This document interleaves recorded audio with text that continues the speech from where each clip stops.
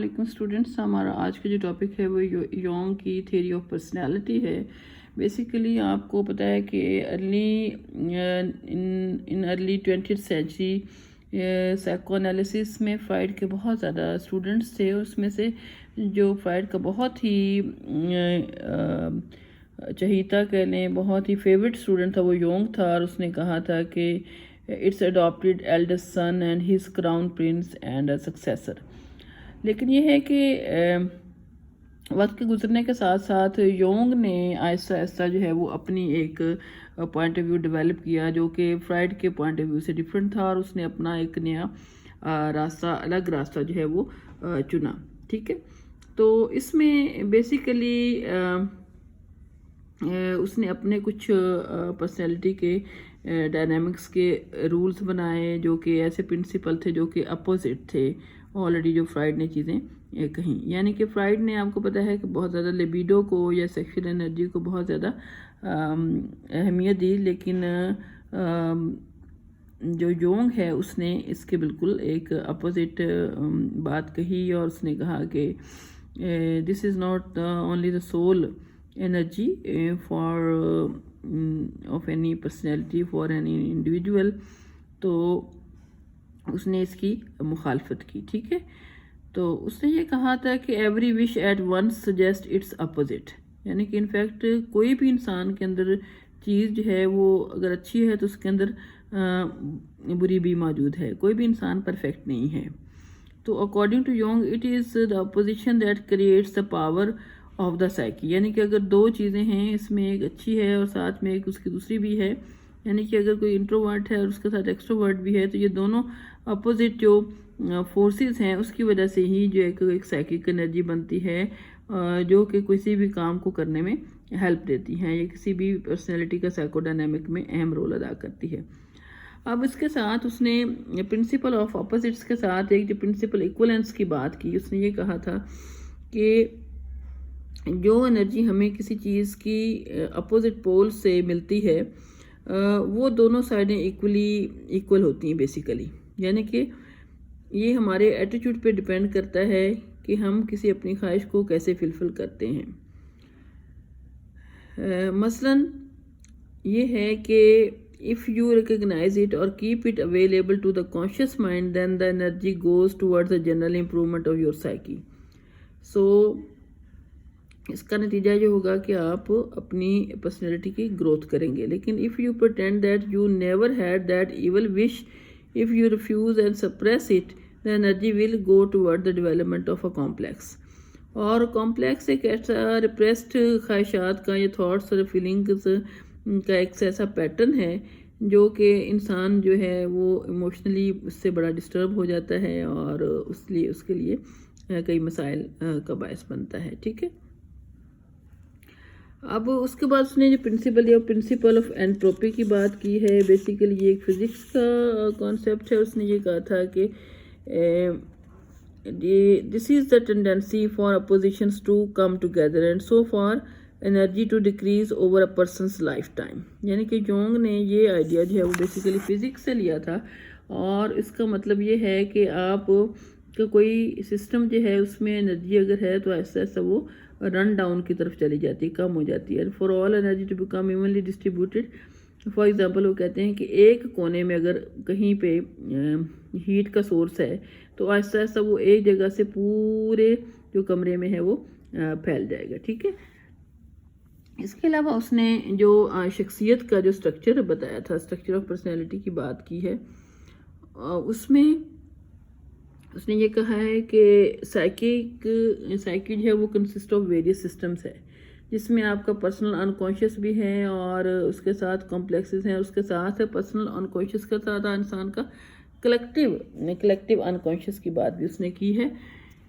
उसने कहा कि ईगो स्ट्रक्चर्स में उसकी ईगो कॉन्शियस है, फिर पर्सनल अनकॉन्शियस है, फिर कलेक्टिव अनकॉन्शियस है।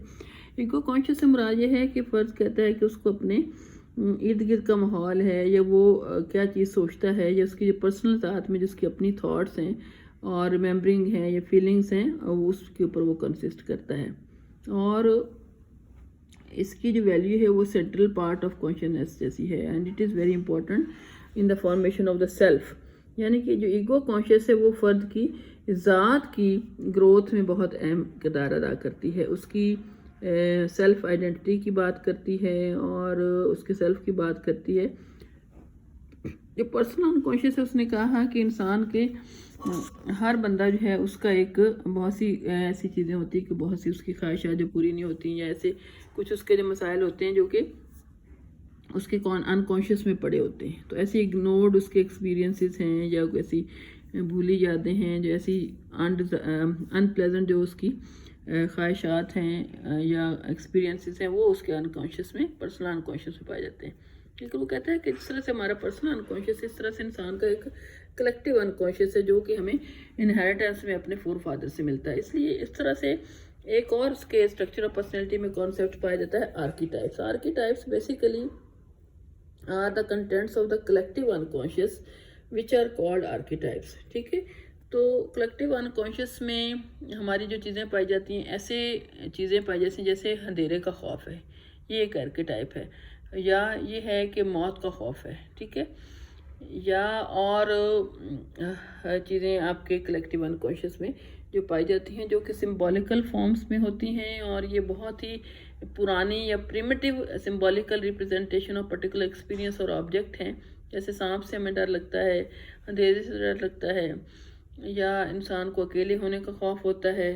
تو یہ ایسی چیزیں ہیں جو کہ آپ کی کلیکٹیو انکانشیس میں جو سمبلس پڑی ہوتی ہیں یا ایسے ایکسپیرینسز ہیں جو کہ آپ کے یعنی کہ آرکیٹائپ کی اگر تعریف کریں آپ کمپریہنسو وے میں یا ایک جامع تعریف اس کی کیا کر سکتے ہیں کہ انسان کا جو کلیکٹیو انکانشیس کے اندر جو ایکسپیرینسز پڑے ہوتے ہیں ان کو آپ آرکیٹائپس کہہ سکتے ہیں. یعنی کہ اندھیرے کا خوف یا سانپ کا خوف یا اکیلے رہنے کا خوف ہے یا اور بہت سے جو اس کے ایکسپیرینسز ہیں. ٹھیک ہے, اس کو کہتے ہیں. اس کے علاوہ شخصیت کے ایک اور پہلو اس کا پرسونا کا نام دیا. پرسونا سے مراد یہ ہے کہ انسان کی ایک پبلک پرسنالٹی ہوتی ہے اور دوسری انسان کی اپنی سیلف ہوتی, ذات ہوتی. یعنی کہ آپ کا جو دوسروں کے سامنے جو شخصیت ہے وہ آپ کی اکیلے میں اس سے ڈیفرنٹ ہوگی, یا آپ کی اپنی ایک ذات ہے جس میں آپ اکیلے میں اپنی ذات کے ساتھ رہتے ہیں, اور دوسری ہے کہ آپ لوگوں کے ساتھ کو اپنا کیا دکھانا چاہتے ہیں, اس کو پرسونا کہتے ہیں. اور شیڈو کیا ہے؟ Shadow basically sex and the life instincts in the general are of course represented somewhere in Jung's system. ٹھیک ہے. تو they are a part of the archetype called the shadow. یعنی کہ شیڈو جو ہے بیسیکلی یہ بھی آرکیٹائپس کئی طرح سے, جیسے آپ کو کے اندر جو اینیمل آپ کا جو ایسا پری ہیومن پاسٹ ہے جس میں اینیمل پاسٹ ہے جس میں انسان کو اپنی سروائیول کے ساتھ جو ہے واسطہ ہے, تو وہ آپ کے شیڈو کہلاتی ہے. Shadow is the archetype containing basic instinct that allow us to recognise aspects of the world such as evil اور سن. ٹھیک ہے. تو اس کو آپ شیڈو کہتے ہیں. اس کے علاوہ انیما اور انیمس ہیں, یہ 2 ٹائپس امپورٹنٹ آرکیٹائپس ہیں یونگ کی تھیوری میں, اور جس میں آپ یہ کہتے ہیں کہ ہر شخص جو ہے اس کے اندر مین اور ویمن دونوں کی خصوصیات پائی جاتی ہیں, اور اس کے اندر ایک میسکولن اسپیکٹ ہے ہر انسان میں اور ایک فیمنن اسپیکٹ ہے. تو ہر جو فیمیل ہے اس کے اندر میسکولن کانسیپٹ اسپیکٹ بھی پایا جاتا ہے, لیکن اس کا جو فیمنن اسپیکٹ ہے وہ زیادہ ڈومیننٹ ہے. اس طرح سے ہر جو میل ہے اس کے اندر ایک فیمنن اسپیکٹ بھی پایا جاتا ہے, لیکن اس کا میسکولن جو اسپیکٹ ہے وہ ڈومینیٹڈ ہے, اس لیے وہ میل ہے. لیکن انسان کے اندر ٹوٹلی یہ چیزیں نہیں ہو سکتا کہ کمپلیٹلی اس کے اندر کوئی نہ یہ چیز پائی جائے, فیمنن نہ پائی جائے یا میسکولن نہ پائی جائے. تو دونوں سائڈس جو ہیں وہ انسان کے اندر پریزنٹ ہوتی تھی, ہم ٹوٹلی کسی کو ڈینائی نہیں کر سکتے ہیں. اس کے بعد سیلف کیا ہے؟ سیلف سے مراد انسان کی ذات ہے, اور وہ کہتا ہے کہ یہ سب سے important archetype of all the self. Self سے مراد یہ ہے کہ الٹیمیٹ جو یونٹی ہے پرسنالٹی کی, اور اس کو اس نے ایک سرکل کے ساتھ سمبلائز کیا ہے, کراس کے ساتھ کیا ہے, منڈیلا کے ساتھ کیا ہے. اور کیونکہ وہ یونگ جو تھا وہ painting, he was fond of painting, so mandala basically is a drawing that is used in meditation because it tends to draw your focus back to the centre ہے. تو سیلف سمپلی اگر آپ دیکھیں کہ is the centre and the totality of the entire psyche ہے. آپ کی اگر سیلف بالکل ٹھیک ہے اور اس کے اندر ٹوٹیلٹی پائی جاتی ہے اور اس کے اندر وہ بھرپور طریقے سے اسٹرانگ ہے تو پھر آپ کی پرسنالٹی بھی اسٹرانگ ہے. اس کے علاوہ دوسری بھی آرکیٹائپس ہیں. اور اس کے بعد جو نیکسٹ ٹاپک ہے ہمارا وہ ہم کل پڑھیں گے جو کہ ہے ٹائپس آف پرسنالٹی.